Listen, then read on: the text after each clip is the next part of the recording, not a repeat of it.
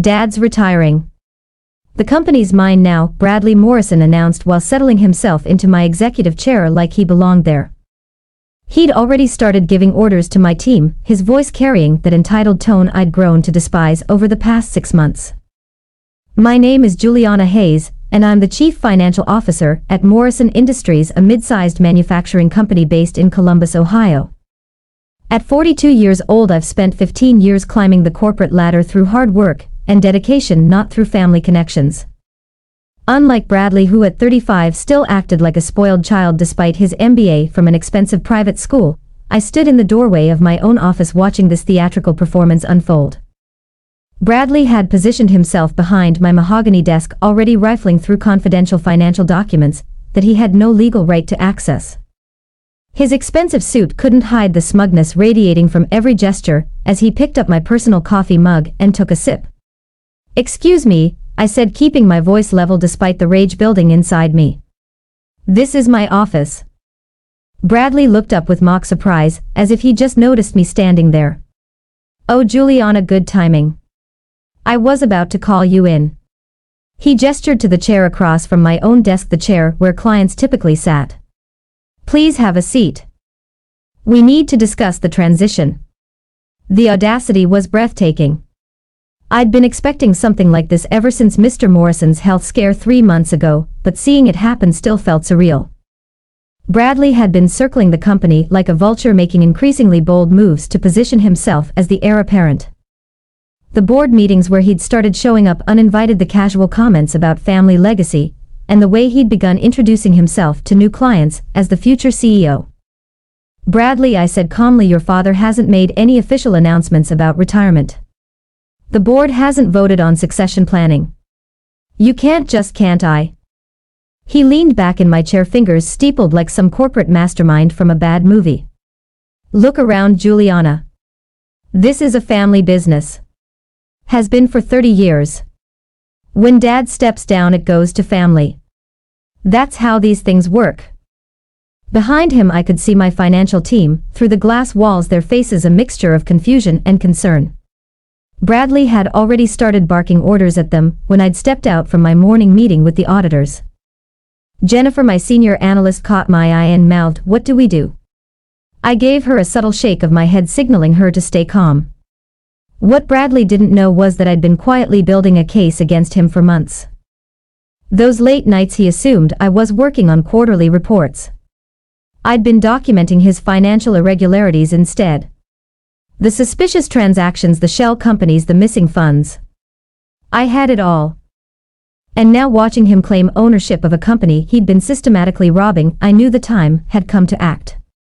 My journey at Morrison Industries began 15 years ago when I started as a junior accountant fresh out of Ohio State. Mr. Morrison himself had hired me, impressed by my attention to detail and my genuine passion for financial analysis. Back then the company was smaller, more personal. Everyone knew everyone, and there was a real sense of family among the employees. Mr. Morrison treated me like a daughter, mentoring me through complex deals and trusting me with increasingly important responsibilities. When the previous CFO retired 5 years ago, he didn't hesitate to promote me over several external candidates with more experience. "Juliana understands this company's heart," he told the board. "She'll protect what we've built here." I took that responsibility seriously. Morrison Industries manufactured specialized industrial equipment, and our reputation for quality and reliability had taken decades to build. Our clients trusted us with multi-million-dollar projects, and I made sure every financial decision reflected our commitment to excellence. Bradley's relationship with the company had always been complicated. As the only son, everyone assumed he'd eventually take over, but Mr. Morrison had been reluctant to hand him real responsibility. Bradley would show up sporadically, fresh from another failed venture or extended European vacation, expecting to be given a corner office and executive salary. His father would find him some project to work on, usually something isolated from core operations. The first red flags appeared about 8 months ago. I noticed unusual wire transfers. Modest amounts at first, maybe $10,000 or $15,000, going to vendors I didn't recognize. When I asked Bradley about them since they were processed through his departmental budget, he'd wave me off with vague explanations about new supplier relationships and market research initiatives. But the amounts kept growing. 20,000 here, 30,000 there. The vendor names were generic things like Midwest Business Solutions and Industrial Consulting Group. When I tried to verify these companies online, I found barebones websites with stock photos and minimal contact information. Classic shell companies. I started keeping detailed record screenshots of wire transfers, copies of purchase orders, documentation of every suspicious transaction. I even hired a private investigator to trace some of the shell companies, and what I found made my blood run cold. They all traced back to Bradley through a web of limited liability companies and business partnerships. He was stealing from his own father's company. The monthly theft had escalated to over $200,000 by the time Mr. Morrison had his heart attack 3 months ago. While his father was in the hospital fighting for his life, Bradley was systematically draining the company's accounts. The man who claimed to love this business was destroying it from the inside. I'd been waiting for the right moment to expose him, gathering evidence and building an airtight case. I needed Bradley to make a move that would clearly demonstrate his intent to defraud the company on a larger scale. His announcement today, his assumption of control without proper authority. This was exactly what I'd been waiting for. Now, watching him rifle through confidential documents while making plans to restructure his company, I felt a cold satisfaction. Bradley had just handed me everything I needed to destroy him completely. The crucial setback came when Bradley called an impromptu meeting with my entire financial team. I watched through the glass walls of my office as he gathered them around the conference table, his body language screaming authority he didn't legally possess.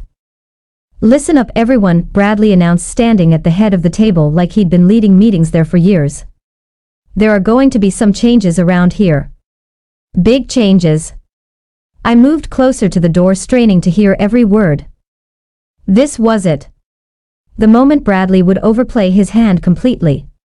First thing, he continued, pulling out a leather portfolio that looked more expensive than most people's monthly salary. "We're restructuring the entire finance department. Juliana's been too conservative with our investments, too cautious with our growth strategy. We're leaving money on the table." Jennifer, my senior analyst who'd been with the company for 7 years, raised her hand tentatively. "Bradley, shouldn't we wait for your father's official announcement? And shouldn't Juliana be part of this conversation?" Bradley's expression darkened. "My father is stepping down for health reasons. The transition is happening whether Juliana likes it or not. And frankly, her resistance to change has been holding this company back for too long." The lies flowed so smoothly. I almost admired his confidence. Almost. "Second," he continued, "we're implementing new vendor relationships immediately. I've identified several consulting firms that can help us modernize our operations. We'll be moving significant funds to accelerate these partnerships." I felt my heart rate spike.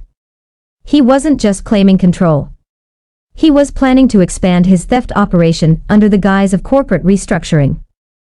The monthly $200,000 was apparently not enough for Bradley's lifestyle. "Tom," he pointed to our accounts payable manager, "I need you to process these authorizations today." He slid a stack of documents across the table. "Priority transfers, $700,000 to start. $700,000 in a single day." The scope of his greed was breathtaking. Tom looked uncomfortable, glancing toward my office. "Bradley, these amounts require CFO approval. Company policy states that any transfer over $50,000 needs Juliana's signature and board notification." "Not anymore," Bradley snapped. "Policy is changing. I'm authorizing these transfers under emergency executive powers during the leadership transition." Emergency executive powers. The phrase would have been laughable if it weren't so terrifying.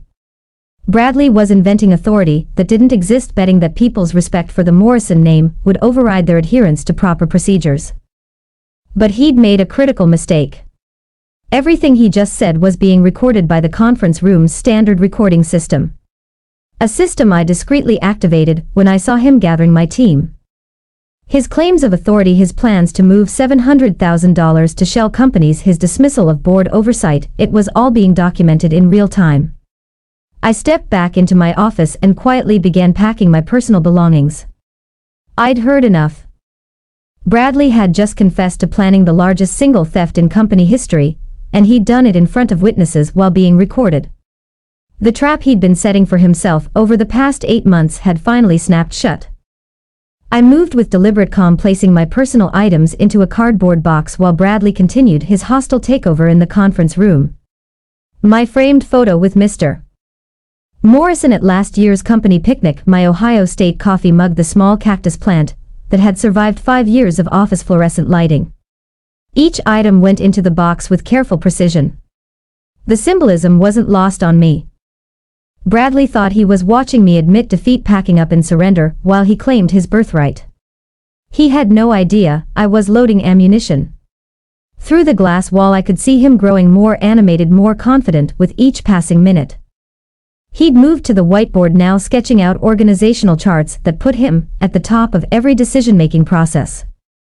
My team looked increasingly uncomfortable, but they were trapped between loyalty to me and fear of antagonizing the boss's son. The beauty of family business, Bradley was saying, his voice carrying clearly through the thin walls, is that we can move fast. No endless committee meetings, no bureaucratic red tape. When I see an opportunity, we take it. That's how we're going to dominate this market. I pulled out my laptop and began the process I'd been preparing for months. First, I accessed my secure drive, where I'd been storing evidence. Bank records showing the progression of fraudulent transfers from $15,000 8 months ago to $200,000 monthly now.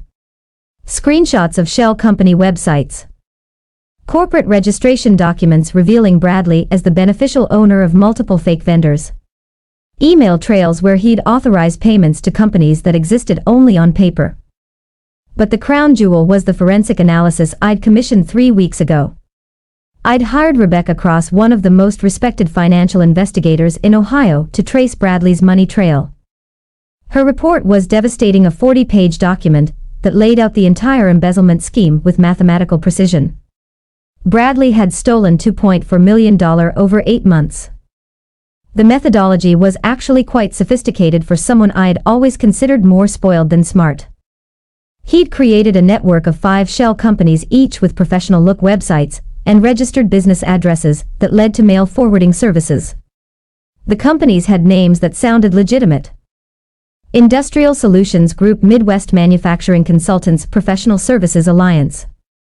He'd even filed proper tax documents for them, maintaining the illusion of legitimate business operations. The stolen money flowed through multiple bank accounts before ultimately landing in Bradley's personal accounts or being used to fund his lifestyle. The private investigator had documented expensive cars, luxury vacations, and a downtown penthouse apartment that Bradley's official salary couldn't possibly support. What made the scheme particularly damaging was its impact on Morrison Industries' financial health. The company had been struggling with cash flow issues for months, leading to delayed vendor payments and canceled expansion plans. Mr. Morrison had been worried about competitive pressures and market changes, never suspecting that his own son was bleeding the company dry. I drafted an email to the board of directors attaching Rebecca's forensic report along with my own supplementary evidence. Every transaction, every forged signature, every fabricated invoice was documented with timestamps and supporting materials. I'd even included Bradley's recorded statements from today's meeting, where he'd explicitly planned to steal $700,000 more. The email was addressed to all 7 board members, including the independent directors, who had no personal relationship with the Morrison family. I knew they would have to act swiftly once they saw the evidence. The company's survival depended on immediate intervention, but I didn't send it yet. I wanted Bradley to feel completely secure in his victory before I destroyed him. Through the conference room wall I could see him wrapping up his presentation. My team members were nodding politely, but their body language screamed discomfort. They'd worked for me for years, trusted my leadership, and now they were being told to abandon established procedures by someone who'd never demonstrated any real business competence. Questions? Bradley asked, looking around the table with the confidence of someone who expected none. Jennifer raised her hand again. What about the board approval for these transfers? Even with executive authority, don't we need the board? We'll rubber stamp whatever I recommend. Bradley cut her off. This is still a family business, Jennifer. The Morrison name carries weight that supersedes bureaucratic formalities. Perfect. He was doubling down on his illegal authority claims, making it clear that he intended to bypass all oversight. I added this exchange to my notes, building an even stronger case for criminal charges. The major plot twist came when Bradley made an unexpected announcement that changed everything about my timeline for exposing him. One more thing, he said, his voice taking on a more serious tone, as he looked directly at my team through the glass wall separating us. Effective immediately, we're implementing new financial controls. All department budgets will be reviewed and approved personally by me before any expenditures are authorized. I froze in the middle of closing my laptop. This wasn't just about stealing money anymore. Bradley was positioning himself to control every aspect of the company's finances. He was planning a complete takeover, not just embezzlement. Additionally, Bradley continued, and I could see him pulling out a thick legal document from his portfolio. I'm announcing that Morrison Industries will be restructured as Morrison Holdings, with myself as Chief Executive Officer and President. My father will retain the honorary title of Chairman Emeritus, but all operational decisions will flow through me. The conference room went completely silent. Even from my office, I could feel the shock radiating from my team. This wasn't a gradual transition or a planned succession. It was a corporate coup. But then Bradley said something that made my blood turn to ice. I've already filed the necessary paperwork with the state. The restructuring is legally binding as of this morning. All employee contracts now fall under the new corporate structure, which means anyone who doesn't support this transition is free to seek employment elsewhere. My mind raced. If Bradley had actually managed to file legal documents restructuring the company, he might have just pulled off the perfect crime. By changing the corporate structure, he could potentially legitimize his access to company funds and make it much harder to prove embezzlement. Theft from Morrison Industries could become authorized transfers within Morrison Holdings. I immediately opened a new browser window and searched the Ohio Secretary of State database. It took several minutes to navigate the system, but when I found what I was looking for, I nearly laughed out loud with relief. Bradley had indeed filed paperwork to create Morrison Holdings LLC, but the filing was fundamentally flawed. He'd listed himself as the sole managing member and had forged his father's signature on the Articles of Incorporation. Worse, he'd used the wrong corporate registration number for Morrison Industries, making the entire restructuring legally invalid. The man was not just a thief, he was an incompetent thief. But this discovery presented me with an unexpected opportunity. Bradley's fraudulent corporate filing was actually a separate federal crime. Document forgery, mail fraud, and illegal corporate restructuring carried serious penalties, possibly even more serious than the embezzlement charges I'd been building. I screenshot the filing documents and added them to my evidence folder. Rebecca's forensic report had been comprehensive, but this new information elevated the case from financial fraud to organized criminal activity. Bradley wasn't just stealing money. He was attempting to steal the entire company through fraudulent legal documents. My phone buzzed with a text message from Jennifer. What do we do? He's demanding access to all account passwords and authorization codes. I quickly typed back, stall him. Tell him you need to verify the legal authority with the board first. Do not give him any access codes. This was escalating faster than I'd anticipated. Bradley's desperation was showing. He was trying to consolidate control before anyone could question his authority, but his aggressive timeline was actually working in my favor. The more illegal actions he took in a short period, the stronger the criminal case against him became. I revised my email to the board, adding the fraudulent corporate filing documents and emphasizing the urgent need for immediate action. Bradley wasn't just embezzling money. He was attempting a hostile takeover of the entire company through forged documents and manufactured authority. It was time to destroy him completely. The protagonist sets her plan in motion, but another unexpected complication arises. Bradley's desperation reaches new heights when he realizes he needs to move faster than planned. I was about to send my comprehensive email to the board when Bradley burst into my office without knocking, his face flushed with anger and something that looked like panic. "Why are you packing?" he demanded, his voice higher than usual. "And why haven't you instructed your team to begin processing the new vendor transfers?" I looked up from my laptop with deliberate calm, my finger hovering over the send button. "Because I don't work for you, Bradley, and neither does my team." His eyes narrowed as he took in the scene.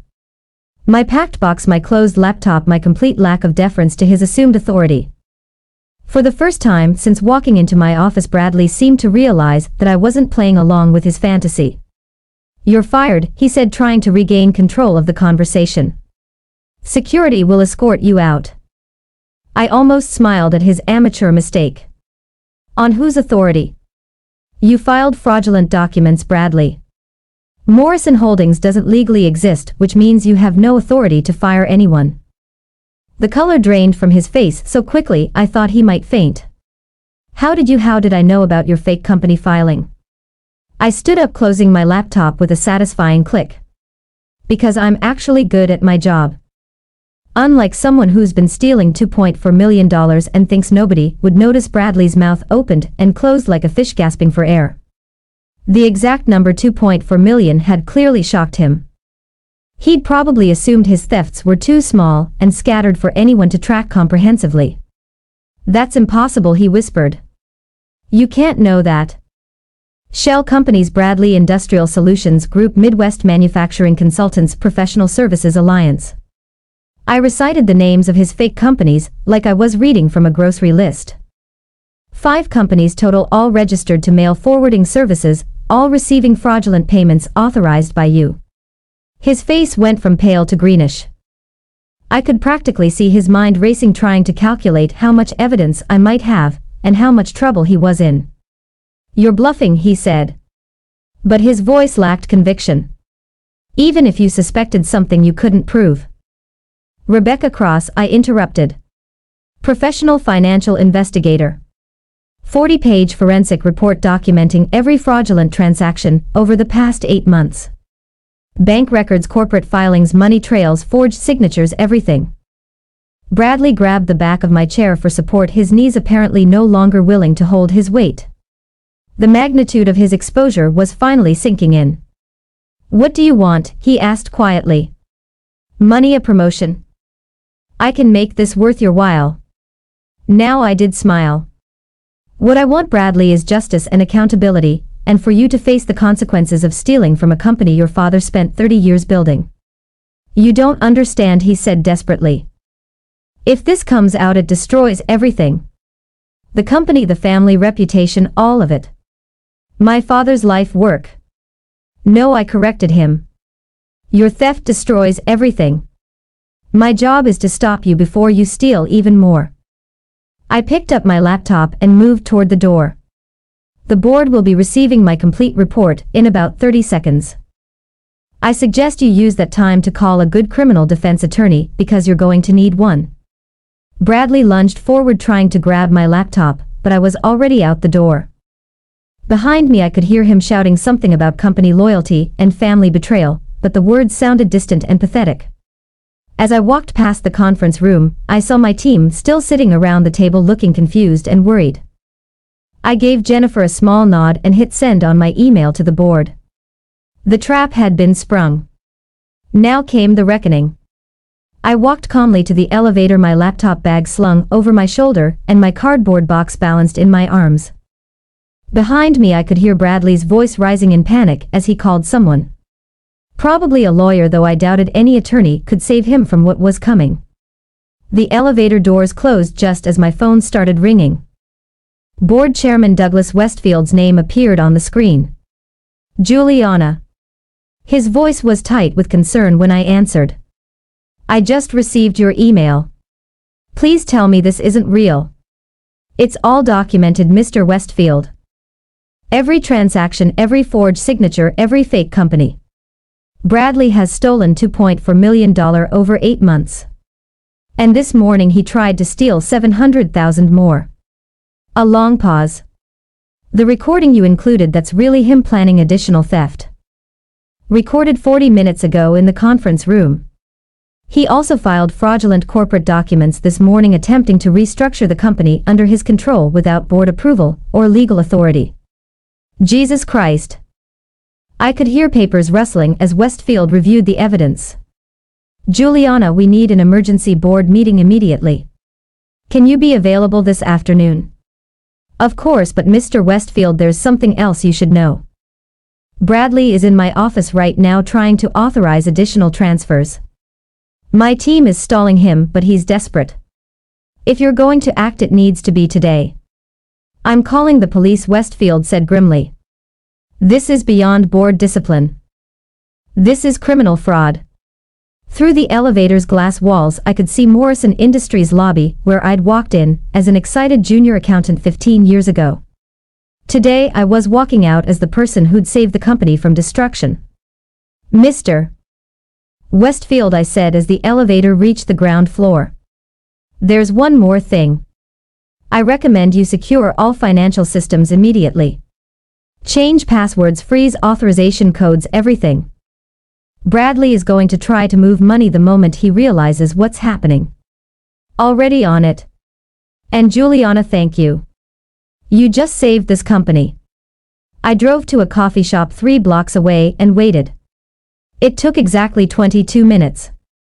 The first sign was the police cars, 3 of them, including an unmarked detective vehicle, pulling into Morrison Industries' parking lot with lights flashing but no sirens. Through the shop window, I watched officers in business suits walk purposefully toward the building's main entrance. My phone buzzed with a text from Jennifer. Police are here. Bradley's in handcuffs. I allowed myself a small smile as I sipped my coffee.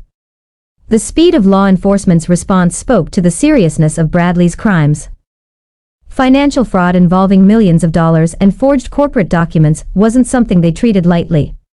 10 minutes later, my phone rang again. This time it was Rebecca Cross, the financial investigator. Juliana, I just got a call from the district attorney's office. They want my complete report for the prosecution. How did this move so fast? Bradley got greedy, I explained. He tried to steal $700,000 more this morning and claimed executive authority he doesn't have. The board had no choice but to act immediately. Smart timing on your part. By waiting until he overplayed his hand, you made the case ironclad. No jury will have sympathy for someone who stole from his own father's company while planning to steal even more. Through the coffee shop window, I could see a news van pulling into the Morrison Industries parking lot.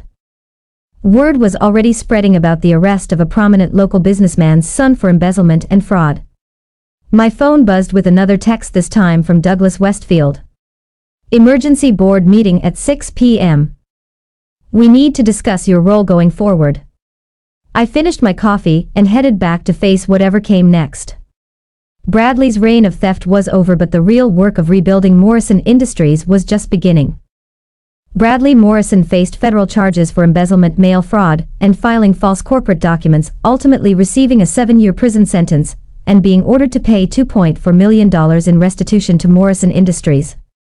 His criminal conviction destroyed any possibility of inheriting or participating in the family business, while the media coverage of his systematic theft from his own father's company made him unemployable in any position requiring financial responsibility or trust. The scandal forced Mr. Morrison to undergo extensive therapy and restructure his estate planning, publicly acknowledging that his son's crimes had nearly destroyed the business he had spent 3 decades building. Bradley's name became permanently associated with one of the most damaging examples of family business fraud in Ohio's corporate history, serving as a cautionary tale about nepotism and the critical importance of proper financial oversight regardless of family relationships. 6 months later, I accepted the board's unanimous offer to become permanent chief executive officer of Morrison Industries, implementing new financial controls and transparency measures that restored investor confidence and positioned the company for sustainable growth. As I sat in the same office where Bradley had once tried to claim ownership through theft and deception, I reflected on how patience and meticulous documentation had not only protected the company but elevated my career beyond anything I had previously imagined possible. Sometimes the most satisfying justice comes from allowing criminals to expose themselves completely while you quietly build the unshakable case that will bring them down, proving that integrity and competence will always triumph over entitlement and greed.